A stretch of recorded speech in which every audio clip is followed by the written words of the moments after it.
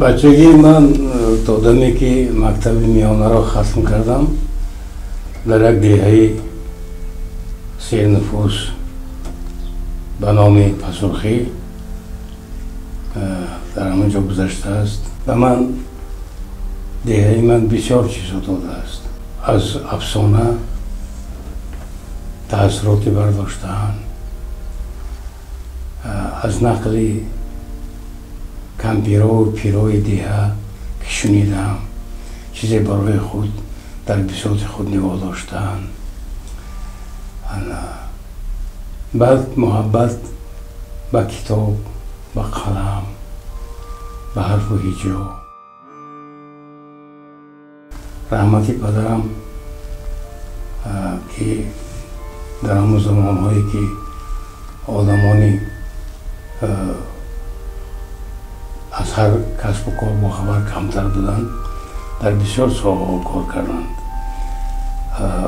مثلا هم مدیری معارف بودند، کار میکردند و بعد مثلا به وظیفه دیگر مثلا میگذاشتند، بودیم که سربری میلیسه ناحیه. برای چی؟ برای آنکه کادر نبود اون وقتا، کادر کم بود. پدرم مثلا همراه کارخاز بودند، مدیری معارف بودند، در ساختارهای قدرتی کار کردند. میگفتند بچه هم به چیز مال دنیا بسیار دل نبند. با ما اصلا به ریشه ما، به درختی همین تبار ما دو ربط است. ما نه بوی میشیم نه کمبغل. ما زندگی ما انشاءالله همه خیلی میگذارد که هیچگاه محتاج نمیشیم. محتاج نمیشیم و این بزرگترین دولت است. برای همین از کتابت و از قلمت و از خط و از حرف و هجا نمان خان میگفتند.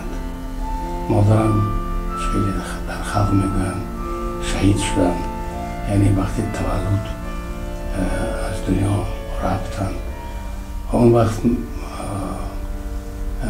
خواهری من، اپام خواهر بزرگم 11 سال داشت، من 6 ساله بودم، دادری دیگرم 3 ساله بود و از همه خوردی 6 روزه مانده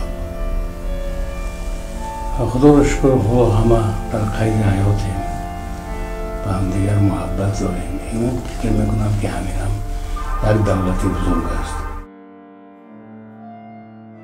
خلای کرسی دیوم سال 67 گازیته دیواری بود، در اونجا یک حکایتچه چاپ شده است.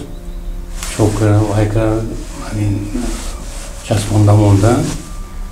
میخواندم، در برم 3 نفر بودند و خواندم تمام کردم. بعد یک نفر پرسید که چطور؟ من گفتم رسپا. این مؤلفی همون چی بوده است؟ من نمیدانستم، از من 2-3 کورس بالا میخوانم. مؤلفی همون حکایه بوده است و من همونجا جنجال سر کرد. گفت اول خودت نوشته به این فلان بمیدان تنهی بسیاری کرد. من گفتم کو نوشته بینم چی میشه علم کرد. مگر یک حکایه نوشتم آوردم. بچه ها را پرسیدم که این اصلا گازیته زور کدامش؟ گفتن همین تاجیکستان سویتی. آوردم همینجا. سعید کنام مردی مدیری شعبه بودن، خوش قبول کردن، گرفتن از دستم. گفتم بعد 2-3 روز بیا رفتم. گفتن که خواندم چیز خوب چاپ میشد. این چاپ شد. بعد من گنر گرفتم بینم که حقی قلمش از استیپندی من زیاد. گفتم گوه این کاری خوب بود است که کمتر مشغول شدم. کم کم همین خیلی من گرفتاری خط و قلم و حرف به هجا شدم. همین گونه من هنوز دانشگاه رو ختم نکرده در کورس 5 میخوندم که به دعوتی میرزا ترنزاده و سروری سرمحرری مجله صدای شرق استاد عبید رجب آمدم به کار به ژورنال صدای شرق. من که اساساً اون کس رو استاد نگرفتم، استادی من همه نویسنده های خوبی هم تاجیکستان و هم دنیا بودند، لیکن عبید رجب رو که سالهای دراز سرمحری مجله صدای شرق بودند استاد خود میدانم. برای تشکر یافتنی بنده همچون یک انسان، همچون یک قلمکش سهمی استاد میرزا ترسنزاده هم بسیار بزرگ است. اون کس به من یک مهربانی داشتند. در دوره اون کس من 2 بار خانه گرفتم، زندگی هم خوب بود. وظیفه ادبیات اساساً کشف حقیقت است، دریافت حقیقت.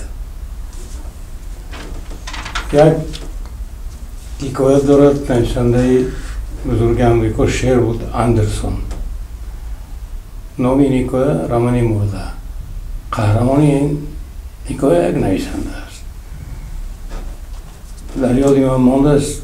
به نظرم من این حکایت را ترجمه کرده بودم به تاجیکی و قهرمان با خود میاندیشد، میگوید آخه برای چی؟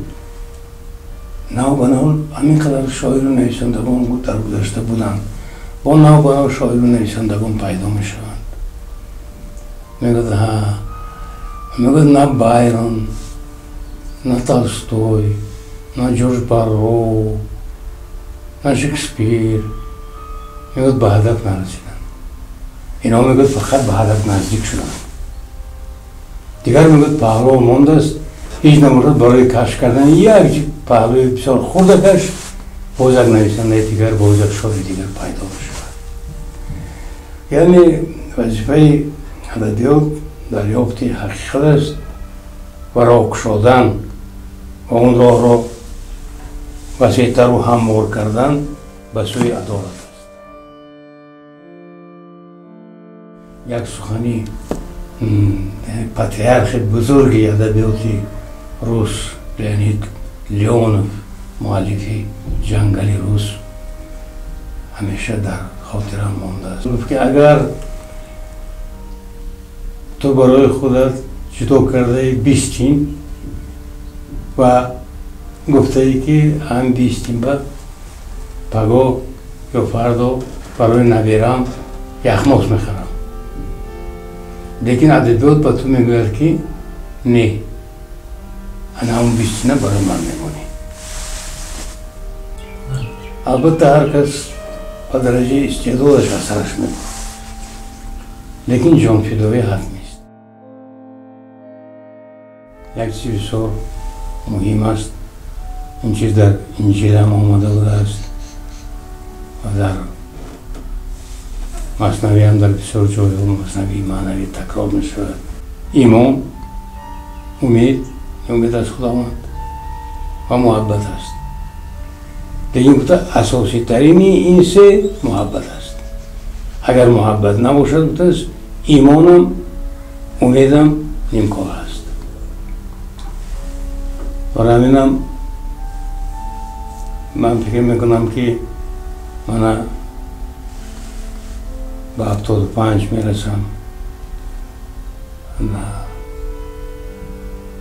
همین محبت رو هنوز گم نکردم. در دلم محبت به انسان ها، به وطن، به ملت، تکرار شدم باز میگویم، به ادبیات آدم شمولی، آرس تاجیک، به تاریخ همان، تاریخ پیچیده، به سرنوشت دشواری ملت.